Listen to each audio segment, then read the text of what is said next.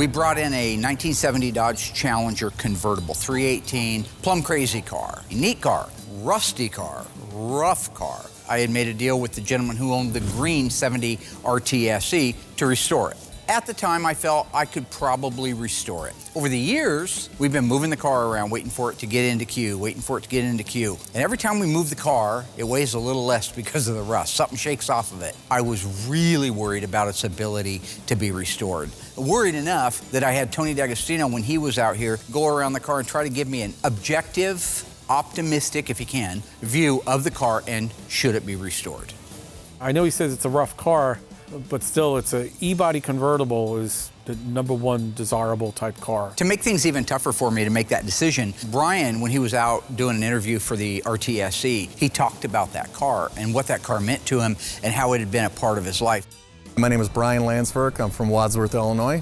In the late 90s, mid-90s, I bought this convertible behind me. So after I purchased the car and had it for a while, nobody around did Mopar restorations, and this one was in need of much more work than the other car that I have. I decided to go ahead and cut that car loose, and the car had been sitting in this guy's backyard since 1999, and I got a flatbed, made a deal, wenched the car out, shipped it to Mark, and that's the start of this journey.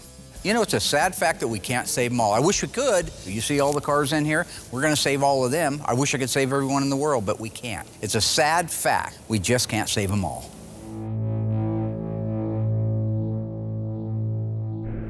They're coming to get you, Barbara. Buried deep in the Pacific Northwest, one team in Springfield, Oregon, takes on the impossible, finding dead Mopar muscle and bringing it back from the grave. Award-winning Master of Mopar, Mark Warman, his cousin Doug, his daughter Alyssa, his best friend Royal, his painter Will, and the rest of the GYC ghouls are restoring, resurrecting, and recreating some of the fastest, fiercest, and rarest muscle cars on the planet. This is Graveyard Cars.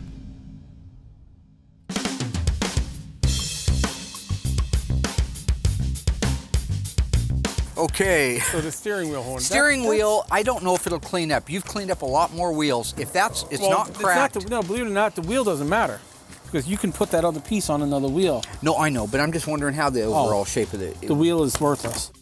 Now, the other reason I had Tony looking at this car with me is that he knows parts. Because let's face it, if we didn't restore the car, then what do we do with it? Crush it? Well, there's parts of it we'll crush, but there's a lot of good parts on it. Tony is a parts guy. Tony's Mopar Parts has been around since I was a kid. We were both kids in this business starting out. I knew I could trust him to tell me what the value of the parts were, what the marketability was, and then at the end of that, we could add all those things up and come up with the prices. Hey, this thing worth more dead than alive.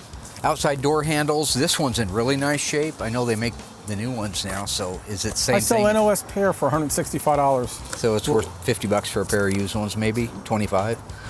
You're never gonna sell them, you're never gonna use them. So as I was watching back through this episode, some of the old material that I hadn't seen in a while, and you guys are watching it right now, kind of a recap of when Tony was out, I noticed that my hunch about him being negative is not wrong. He is a very negative person. Now, that's a pretty good hood. I looked at it the other day when I was walking around it. It's a flat hood, which they're making into the Shakers. Not anymore, because they make the shaker, you can buy the hood now from AMD. Yeah, well. So, I mean, by the time you buy the stuff to convert it, you're at the new hood. He's also, I can't say anything. Every single thing I say, he can't just let it be. If I say the sun's out, he goes, yeah, that there sun's out, but that there sun isn't very hot. You know. Well, in this case, follow me around. Hey, Tony, I think this is worth this. Boom. You got to put a value on that somewhere, right? Hey, look, they don't make convertible quarters now. You could hey, come. Mark. No, they don't. Hey, Tony, I think this should be over here. And then a little bit later, when they knew they were doing the AER, they put those in, but they didn't get rid of those. Except for this would be a TA. And every time I say something, bam, he's back with it. No, that's not true. Yeah, it would be a TA. There's no AER Challenger. No. However, speaking of that. That's pretty bad, huh? Yeah, you have to stoop to that level. Sad. I just tried to talk about polishing the moldings on the windshield. And those being really nice, you'd probably have them polished and get I don't have them. No. If I have them polished, then they go, oh, it's not just right. No, that's not what I do. I don't do that there. I don't do that there. Let somebody else decide that. Just hand them the moldings. Let them see it, because no matter what you do, it's never going to be good enough. Okay, I get it. I'm sorry I said anything. I would have put $300 or $400 on a donor dash. I mean, that's what you'd charge me for one. I just wondered what real numbers. If the dash pad core is worth something, I guess you could be generous and give $300 for it. Yeah, but is that what you'd sell it to Mark Warman for? One of the things I thought was kind of funny, I called him on it a couple of times and he shut me down. Yeah, don't do that there. Don't do that. $150? And why'd you charge me $400 for the last two I bought? Because they were better? Was the fact that some of the parts that I was getting prices on, steering wheels and moldings and stuff, he's charging me more than he's paying for them, but our deal is he's supposed to sell them to me at the price he pays for them. Complete steering column, without the steering wheel, complete. Power steering. Good complete column. $175? And then when I called him out on just stop, Mark, that there. You charged me $350 for the last one I bought. Stop. Give me a sandwich. No, whatever. The fact is, on this car, all of its value really resides in its parts. The convertible top mechanism, the windshield, the cowl, the things that make it a convertible. The tops of the quarters, that section isn't rotted out, so you could easily take the parts off of this car and make a hardtop Challenger into a convertible. All of its value now, other than the sentimental part, and I can't do anything about that, resides in the value of the parts. You know, retail, I would sell a convertible top frame, you know, for around $2,000. The metal corners. Stamped metal. And the centerpiece that runs across. Got it. Okay? Yep. Those three pieces also, that's probably $1,300. Wow. Retail. Wow. What would you give me for that spare tire? Nothing, but the jack hook would have been worth something, except for I came out. Tony's making these now, so they're not worth much. Tony and I kind of go round and round and bicker back and forth and stuff. Usually it's just one-upsmanship. You know, you're trying to get the other guy in a mistake, and aha, I got you. We're taking two different roads to get to the same place. But do you agree, sadly, with me overall, that it's done? Okay. The funeral march? In this particular case, we both merged at the end and came up with the agreement that the car couldn't be saved. And because it couldn't be saved, I had to make that dreaded phone call to the owner and let him know, look, it's not gonna make it. It was sad about the Challenger. It would have been a really cool car to restore, but it was just too far gone. Every time we moved that car around, it lost 50 pounds of rust. We can't save them all, and that really sucks. It always hurts for me to have to say a car isn't restorable like this one. But it hurts a little bit worse when the guy has all of the paperwork that you would love to have on a Hemi car or on a six-pack car. He had the broadcast sheet, the fender tag, the door VIN label on it, the dash VIN was there. He had a breakdown showing it was one of only one ever built with that color combination in a convertible. He had the original point of purchase invoice for the car. So it does really hurt when you have to knock something like that out. Well, this little car was given to us last year. It was part of those California fires. Unfortunately, there's not much we can do with it. Right, Dougie? So recently, a fan of the show donated a '73 Challenger Rally that had been in the California fires. Mark and I looked over the car, and there was absolutely nothing on the car that we could salvage. We took it over to a local recycler and had it crushed. Some of the cars out here are better than what Dougie's driving. So, of course, Mark had to film that to torture me. Anyway, it was a Challenger Rally, but look at how you can just see the sag in it. Right there is the cowl.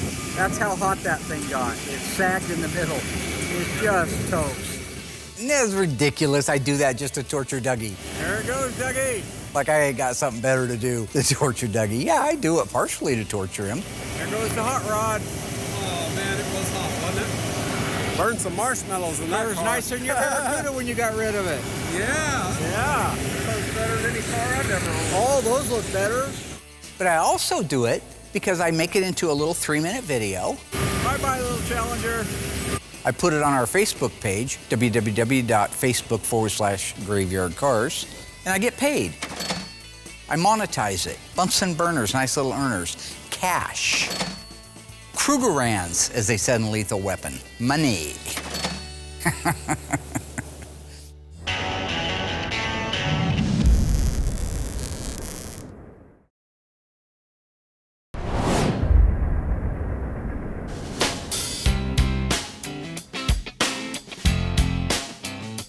You know, we're getting a lot of cars really pumped out of the paint shop right now. I've been with Mark for 25, 26 years. This is the best crew we've ever had. We joke a lot, we pick on them a lot, all that silly and fun stuff. Michael, meat sweats. You like that still? No. You don't Cornbread. You like cornbread? Yeah, over all of them. We still call him Michael Meat Sweats because he still eats a lot of meat and he sweats a lot. And that's why he's got the gloves on. It's like a nervous habit, I think. I'm not sure exactly. Okay, well, you can't really rust primer. Well, then why do you have gloves on? I don't know. Safety precautions. Safety from what? Whatever. But what it comes down to, everyone's just kind of found their place. I have the metal shop doing the best work they've ever done. We have our Bondo guys. We have a younger guy, and we have an older guy that work great together, and both of them are doing about a car every 2 weeks. I have my helper Noah that's been with me for a while, and my son Brody who's learning. So this is honest to God, the first time we were just doing a great job. So when you're converting one of the muscle cars over to accept one of the late model crate engines and transmissions like the Silver Sport 6-speed, there are provisions you have to do to these cars. One of the biggest ones, converting that floor over to be able to accommodate that 6-speed transmission. It's a bigger transmission, bigger bell housing area than what the cars came with. So we have to raise it way up high and open it up. There are actually templates, if you look carefully there, you'll see there's some templates that are put down on the floor. We have to bring the floor up, cut it open, bring the floor up to that height, add whatever material is necessary, weld it back up again, seam seal it, and then it's ready for paint. You know, this car is actually pretty cool to do. I'm super excited about it. It's a tribute car. It started life as a 71 Challenger 318 car. And we've done Hemi Orange a bunch, so some things aren't as exciting, but with this particular car, Hemi Orange, Hellcat, orange stripe, beautiful interior work. We painted the underside also, which is different. So it's a tribute, but with like a Graveyard Carz twist on it. This is something the customers wanted his whole life.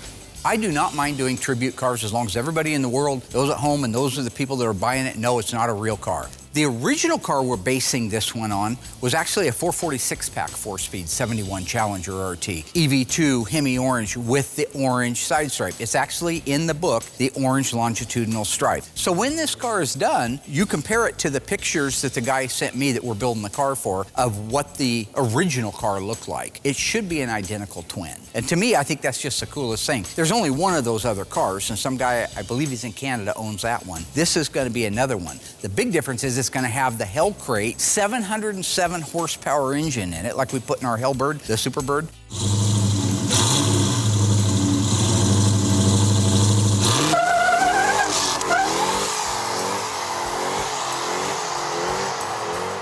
The 6-speed Silver Sport transmission, manual shifted with the pistol grip, everything looking like it should.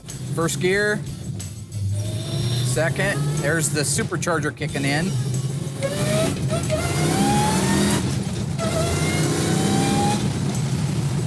Oh, that's wild. With the Mosier Dana 354 rear end. The rest of the car, 100% the way it could have come from the factory. So for the sealer, I do 2 coats of the DP90. By the time I get done going around the car once, it's almost time to go around it again. So that gives me my 2 coats there, fills any of the imperfections, light scratches. Then at that point, I'm ready for my color. So when I go to paint this car, it's all done in base coat, clear coat. We used to do it in single stage, and I've always done it that way. Problem with that, you kind of run into, it's got a metallic in it. So when you go to cut and buff it, it has to be done just a certain way. Otherwise, you'll move the metallic, kind of like on our Daytona hood that I had to repaint base clear. So what I've done is really got this formula dialed in. Base coat version is just spot on to what the original was. So for all you people at home that want to know how to do this, in PPG, that's all I can speak of, that's all I know. First toner is DMD 617, DMD 618, DMD 1686, DMD 1687, and lastly, DBX 1689. You mix all that together and you will get a perfect EV2 Hemi Orange base coat.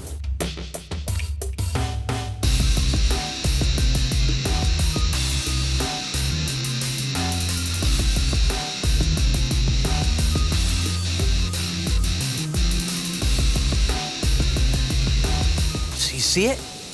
The slow motion stuff, you stop it. It's your fault. You talk to those editors. If I see another thing with Will doing slow motion stuff, I'm gonna absolutely vomit. So stop the slow-mo. Sever the bloodline. And you're the bloodline.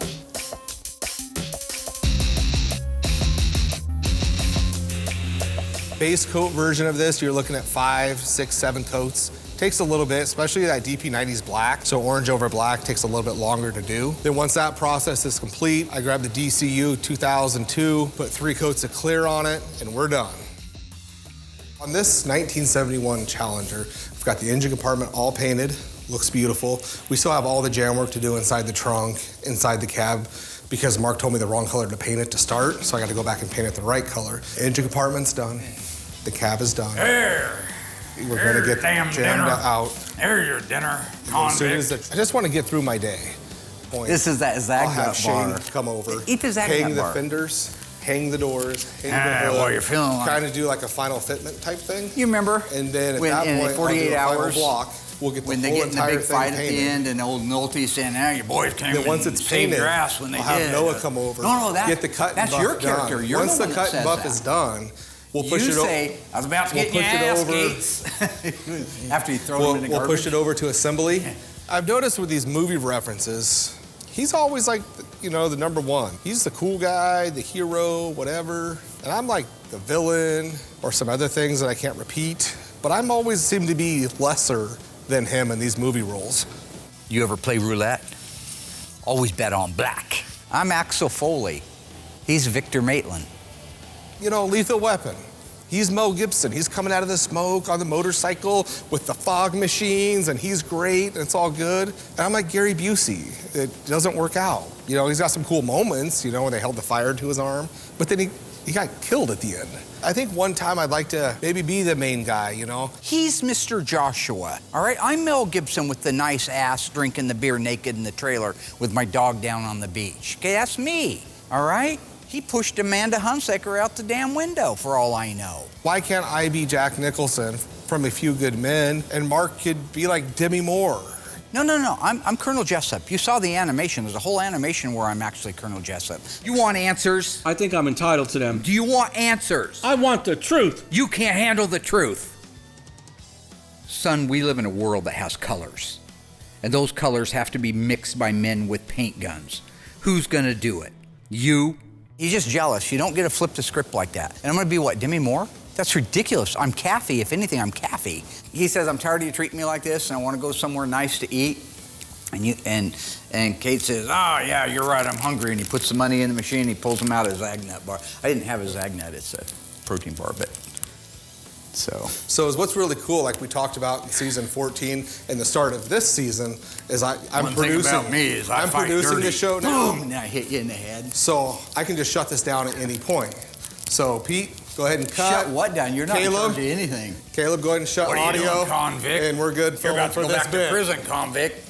And if it was American Werewolf in London, I'd be Jack, right? I'd be Jack, he'd be David.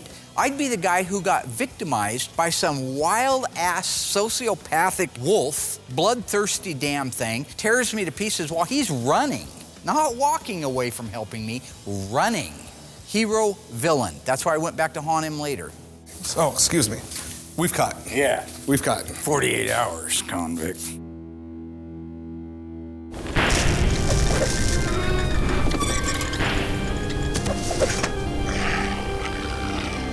Previously on Graveyard Carz, we restored this gorgeous, stunning 1971 Dodge Challenger RT. What option was it that made this car one of only one ever produced? Was it the 383 Magnum, the air conditioning, or the formal roof? Stay tuned. After the break, I'll let you know how you did.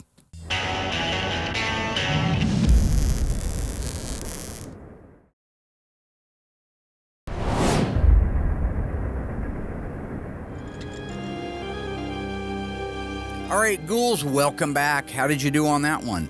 Our beautiful 1971 Dodge Challenger RT is one of only one ever built. Why is that? What option made it that way? If you said the air conditioning, you were wrong. It is the formal back roof. Air conditioning was an option, H51. The 383 Magnum, that was standard. That certainly wouldn't make a car one of one. But the A78 formal roof brought this car down with its colors and other options to a one of only one ever built. This car also featured leather seats, the standard Raleigh instrument cluster, and the standard black RT stripes. Like I mentioned earlier, we were just pumping these cars out. So when it came to like the hood, the trunk, the valances on our black Challenger, wasn't interested in the silly paint off or anything for that matter. So at this point, I just come in early, get them painted, get them done, get them buffed, and get them on the car. On this particular one, I went ahead and just sealed it black. Covers a little bit quicker, but it's black, so it covers fast anyways, but it does hide all the imperfections. So 1 good coat of sealer, 4 coats of the black single stage, and they came out gorgeous. You know, when it comes to this car, the car is going black. That means there's no room for error. Your body lines on the side, the way you block out the car, body lines and bulges that are on the hood, there's just no room for error. I use the 9300 black single stage paint right out of the can. It's ready to go. As long as your prep work is what it should be, which ours is, my paint job will be great. The finished product of this car will be amazing. So when I did this color, I did it with 4 coats. I wanted to put an extra coat on just because I really wanted to lay it out, make it look just really that good, sheet of glass type good. But now that that's done, I'll let that sit for a couple weeks. We'll cut and buff it, wash everything up, and then assemble the car.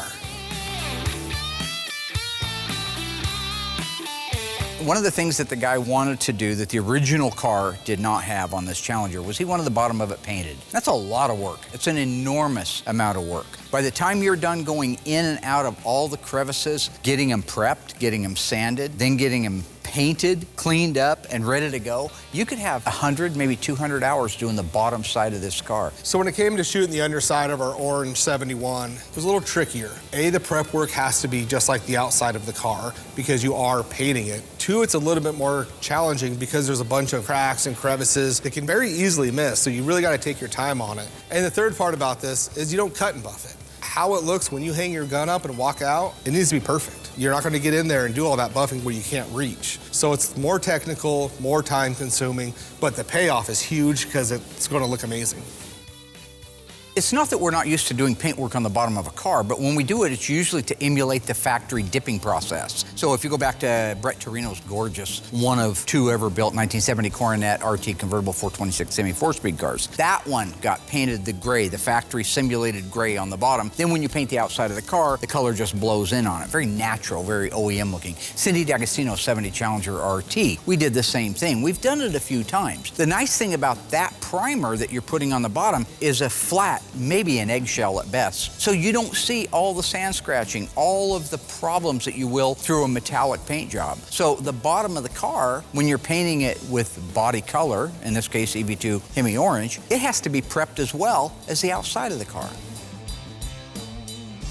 You know, it's still the underside of the car, and some of it's original. And we had our guy body work the whole underside. So I DP90'd it first to ensure that I had no rust issues. I had good adhesion. It'll bite really good to that bare metal. Being the underside of a car, I don't know if he's going to drive it, but it will take more of a beating. So I DP90 makes sure that it just locks that whole paint job in. Then I put 2 coats of pretty heavy coats of sealer because you kind of get blind looking at the whole underside. Did he get every single pit? Is everything perfect? So you put 2 coats of sealer on it because if you miss something small, that sealer's going to cover it. So by the time you get to your color going on it, you may have bridged over something very small. And you got a good combination of product that will handle going down a gravel road, will handle being driven on the freeway. That's why all those 3 steps were done.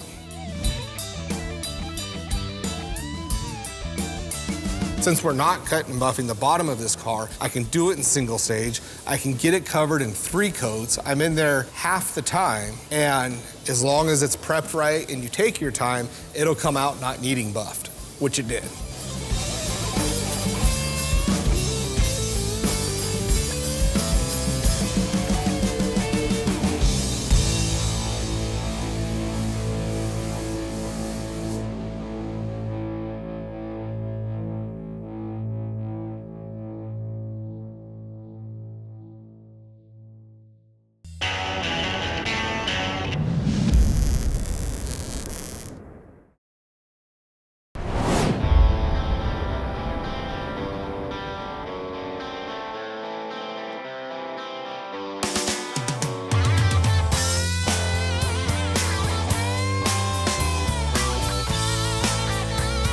There have not been very many cars come across our path that we couldn't restore, but on this topic, if you guys recall back, there was a real Charger Daytona that came to us back when we were at the old shop to try to have it restored. And I wanted to restore it, I really did. But unfortunately, there just wasn't enough car left. You know, when the guy brought the car in, I was optimistic until he opened the door on the trailer and there was nothing but parts in there. There wasn't even, like on our Phantom Cuda, if you go back, it was a car. This wasn't even that. This was nothing. This was a rear clip off of another car, a rocker section off of that car. Because keep in mind, this car was at the bottom of a rock quarry up in Nova Scotia, Canada, where it had gotten pushed off 30 years earlier. So when this guy retrieved this car, there wasn't much left of it, except the guy who did push it off the cliff and say, hey, this is great filler material, later regretted it, cut out the dash VIN for it. He had the core support numbers, the trunk lip numbers. He saved a section of the quarter that had the Daytona decal on it. You can see all of that stuff. And that's all wonderful stuff, but you can't just put those things on another car or other parts and say, this is the car. There's not enough of the original car.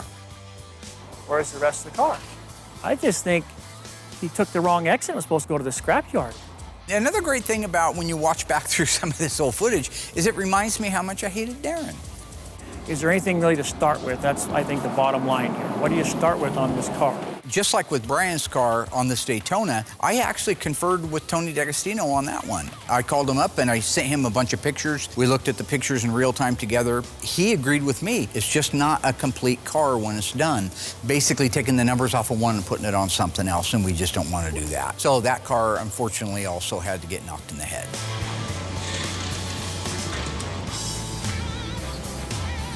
Mark had to help me move this car around with the forklift because every time we go to pick it up, it tries to fall in 4 pieces like a taco. You know, it's a convertible car, so there's nothing holding it together when the top's down anyway. Something like this, if it could have been taken care of, would have been really nice, but there just wasn't much left of it. If you go out through the lot and you look at the cars that have rusts on them, there's rust where you can put your hand right through the quarter panel, no problem, but the frame rails are solid, the floors are solid. Those cars structurally are still good, solid cars. So the more of that rust that you have, like in the frame rails and the floors and the underseat pan and the aprons, the more it compromises the integrity of the body. This car is rotten from the belt moldings down, literally rotten to a point where there's nothing. So when I raise the car up or try to raise it up on the lift, that's why it looks like a Lamborghini. The doors just kick up in the air like that. This thing is in bad shape. Every time we moved it around the lot, it would fold in half, but now you can see it. We go to raise the car up and it folds literally in half. So this car was falling apart so bad, I couldn't even figure out how to get it up on the hoist. Mark thought up the idea of using the hoist and the forklift at the same time to pick this thing up so the front end didn't just break off of it. All convertibles come with reinforcements. They have the angle iron inside the rocker. They also have the torque box at the front and the rear. I'm showing here that the torque box is completely gone from rust. The transmission cross member, I can literally bang up and down like this, like a rubber band. There is nothing left of that car. Okay, so another thing we have to do now is get under this thing and start trying to unbolt things. So normally we have a procedure to take these cars apart, but with this one here, it was quite a challenge. We just decided to use a torch and a hammer. So once we got everything unbolted, we were able to get the engine and transmission out, but it wasn't pretty.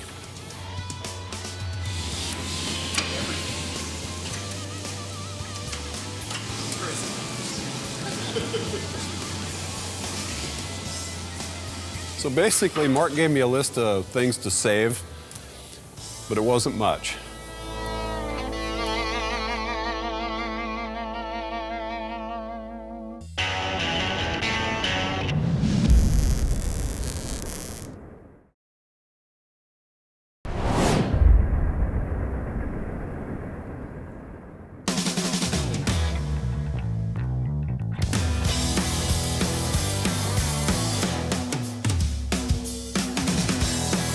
Okay, so today is the day. It's going Hemi orange. I've already waxed and creased it. I just want to paint cars. Hi, Willie. I've already got the wax and grease done, so at this point you go through, tack and blow it. I'm a good dad, I'm a good boss, I'm a good painter. I don't need to be Jaws. Getting a little Getting rid dust. of dust particles off the car, and then we can start dropping our base coat on it. Looking good, William? When it comes to painting the car, I wait till I know when Mark's in bed. He's not a night owl. He'll be in bed by 6:30, taking his little slippers off or whatever his routine is, his half-gallon of NyQuil. In typical fashion, one of my rap friends around here, I don't know which one, obviously sold me out, and shows how much pull I have around here. EV2? What color is it on a Dodge EV2? I always forget. So you guys at home, if you get tired of Mark jumping in, stuff like that. Hey, this is why you get overspray in your engine compartments right here, because you have these little peekaboos. And then peekaboo. Maybe I should try church. If I'm as bad as Mark says I am, maybe, I need church. Rare car, my friend. Well, this one's a tribute to it. You know which one we're doing, Bubba? William? Are we getting along now? I'd like to, if that's okay with you. I would like to get along with you. Unless for some reason I have to correct you. It's kind of like a magician, right? My teaching style. It's a sleight of hand. He's so focused on hating on me for my ridiculousness, my silliness, as he would call it, that he doesn't realize he's actually learning something at the same time. He's hating it so much, he's actually learning something. I'd like to. Just talking to a gentleman named Lloyd. From Dumb and Dumber? No, that would be what you'd go to. No, The Shinnin with Jack Nicholson. Lloyd was the bartender, the make-believe bartender. I don't know what The Shinnin is. The Shining. Oh, The Shining, yeah. You ever see it? Yeah. Shot up in Portland. When it comes to Mark's movie references, he doesn't pick up important plot points of the movie or something everybody that he's telling the story to can relate to. He picks the dumbest part that nobody even cares about and then tries to take credit oh man, and then he beats it into the ground. Stop him 6 months later. Put a loaded gun to his head and a firecracker up his ass and threaten to light it. I promise you, he will remember everything. And that's what teaching is about. Going to the ear with a point and the heart with a story. Whoa, a minute, hang on. How come you don't have the hood on, buddy? What's that? Are you gonna do the hood separately? Yes. And the deck lid? Yeah. Remember that episode not too long ago where you were saying if you don't paint all of it at the same time on a metallic, it won't match? This is such a fine metallic, it's okay. So a lot of circumstances, these cars are too big to have a hood and deck lid in there with the car. So I'll do them separately. The air pressure, I have a digital little gauge on the back of my gun, so I know the air pressure is good. However many coats I put on the car, I put on the hood and the deck lid when I go to do them. So I've never had a problem actually painting them separately at all. Fine metallic. Yeah. Okay, gotcha. My only point here isn't to pick on him, is just do what your lips say you're gonna do. You can't go tell our people, our faithful audience out there, that because it's metallic, I have to paint the car all together and then decide later because of the size of the metallic, I don't have to do that. Well, all you're doing is keeping our audience on an emotional yo-yo. You don't deserve that. I respect you more than that. I paint these cars apart in most cases. If it's a metallic, the doors will be on it, the fenders will be on it, but the hood and deck lid are off. So what we should have said in that episode was if it's a coarser metallic, you've really got to paint it all at the same time. You're the one that tells me what to say, sir. I don't know. When you do your interviews, I don't think I write them, sir. Oh, cool. You hear something funny? Yeah, I just did. Okay. When it comes down to it, Mark does write these questions to inform people at home, so they know what we're doing, our process, stuff that they want to know. Belt molding car, G36 car too, Will. Nice. Dual outside painted mirrors. Are there provisions in that, by the way? Yeah. There is? But he goes so far that I have to go off script. Otherwise, if I go with what he says, it's going to be nothing like, oh, Mark's the man, ice tray, and he's got an award from Mopar. So they did add the second mirror? Oh, okay. You just asked that. Something I want to show. You guys see those two little holes right there? Nobody cares. They just want to see the cars get built. So I have to go off script. I'm a rebel. Yeah. Well, I'm not talking to you, I'm talking to my audience. What I did is I just told Mark, hey, there's some attractive fan up in the office. Gone. Words of wisdom, Lloyd. Words of wisdom. Now that I got rid of Mark for quite some time, more than likely, we can get this car painted. Again, this is my own formula. Got it mixed up. Looks great. 7 coats to cover. Hit it with that clear coat, and under the right lights, that metallic will just pop.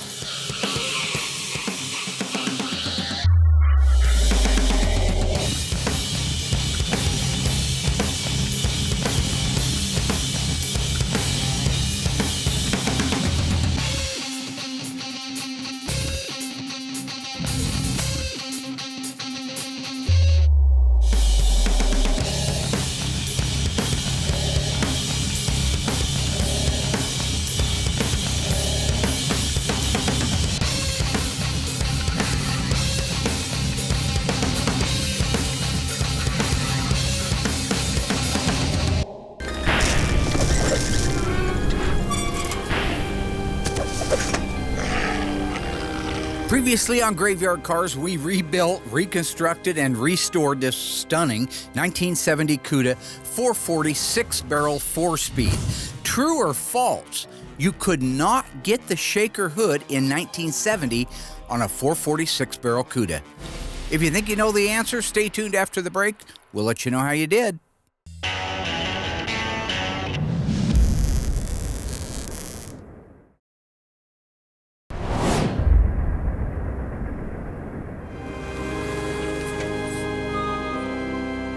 All right, ghouls, welcome back. How did we do on that one? Honestly, this was a pretty easy one since we featured the answer many times in Graveyard Carz. True or false, the 1970 Cuda 440 6-barrel was not available with a shaker hood? If you answered that's a false statement and a lie, you are right.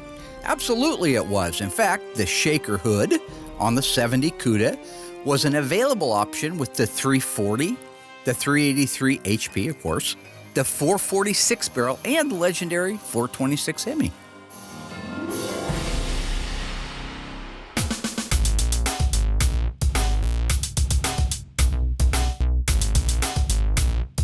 Once we got the drivetrain out of the car, it was pretty much straightforward from there for the disassembly.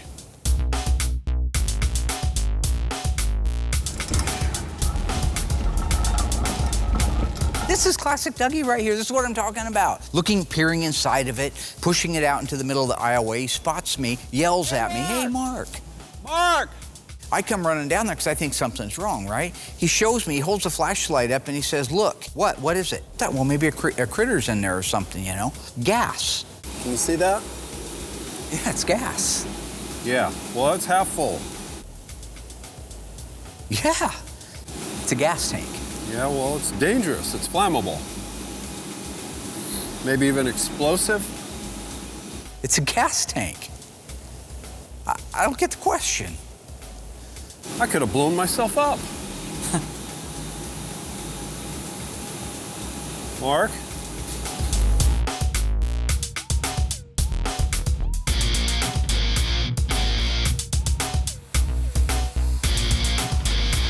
Okay, so once we got all the parts off the car, I had to cut the aprons and the front end off the cowl because Mark wanted to save the cowl and the windshield as a single structure.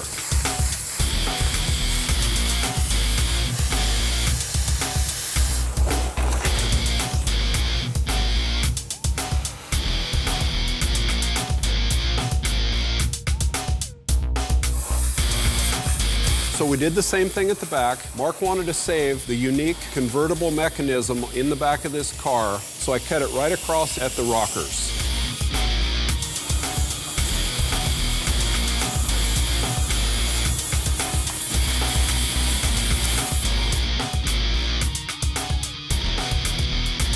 Now, another car that we have in the queue that we are going to save was burned like the Challenger that we crushed. But this car still has the original engine for it, the original transmission. It's a 70 Charger RTSE 440 automatic, and it's a loaded car. Quite possibly, when we're done running the numbers on it, it'll be one of one. All of the structural parts on the car are good, like on Wendell's car. Remember, we went through Wendell's car, and we determined that the frame rails and the aprons, everything down low was good. We just had warped sheet metal. That's what we have on this Charger. So stay tuned for that car to come through, because that'll also come back like the Phoenix Cuda. It'll be the Phoenix Charger.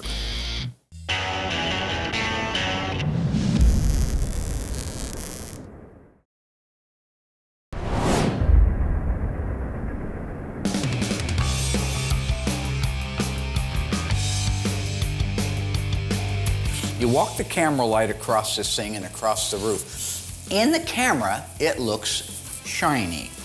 It is actually really a matte finish. Now, I know Will gets tired of me going in and out of the booth, but I also try to educate my audience. In this case, I'm being serious. This car is a base coat clear coat, and I just want to point out that the base coat has to be top coated with clear. So when it's done flashing, when you've laid it out and you think you're done, you're not done, because if you pulled that car out in the sun, that paint would blow off within maybe a month. The wind would literally blow it off. It must be top coated. So all I'm trying to do is trying to educate the audience. No, this is great. I love this stuff. Although I know you're super informed lit, will do just the same. Thank you. Yeah, me and my wife went out. Now we're downhill again. No, we're not going anywhere. So when I'm doing this in my lit, as you would say. You don't air quote something, actually, it's going to happen. We're going to have, what? What did you just say out of your face? It's actually out of my mouth. You don't air quote something that's actually. Your mouth is on your face. Will, you're welcome. I'm happy to help you anytime you need it. Just come in like that. You know what's unfortunate? Give me He's the actually signal. very helpful because there has been times where I've needed his help for One sure. of the best in the world, actually. And then that just ruins it. I'm Edward Van Halen. If I want to talk about how I was jumping up and down on Valerie Bertinelli in... So this is why I get in trouble, is because of you. Yeah. So like we talked about in prior episodes where it just goes too far. He's so full of information. If he would just learn when to stop. And see moments like this right now. This camera guy is focused, it's intelligent conversation. The camera guy... Corruption man got a cigarette in there. Okay. You know how you say, now I know he died of cancer, that sucks. Okay. So he had a cigarette. Let's get this up shot. underneath the strings. In all honesty, I love working here. That's why I've been here a long time. Mark is like a pain in the butt big brother. I love him to death, his family. I wouldn't trade this for anything.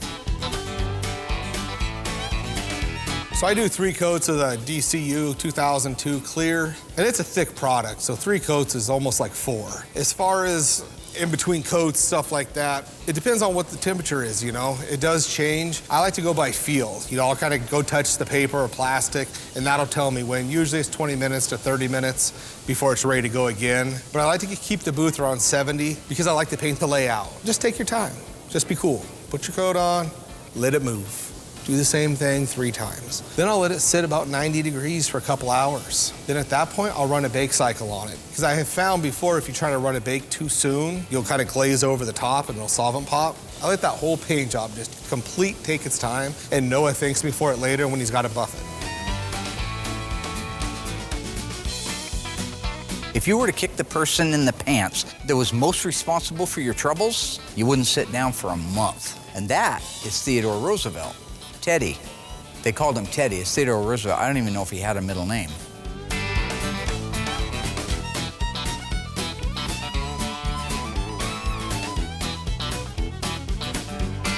He's Sam Jackson from Deep Blue Sea. I'm the shark, right? If this is Deep Blue Sea, he's Sam Jackson's character. All right, he gets ate by a shark. Like Sam Jackson said, who's the shark? I am. I don't care if it's a good guy or a bad guy or a villain or a hero. Okay, as long as whoever it is that I'm playing is cool. I don't mind being Hans Gruber. Hans Gruber was a great villain. I don't care about Yippee-Ki-Yay and all that silly stuff and his fake scars and running around smoking his Camels and his Zippo lighter. I want to say cool stuff like, you're going to have to tell your brother that Carl is dead.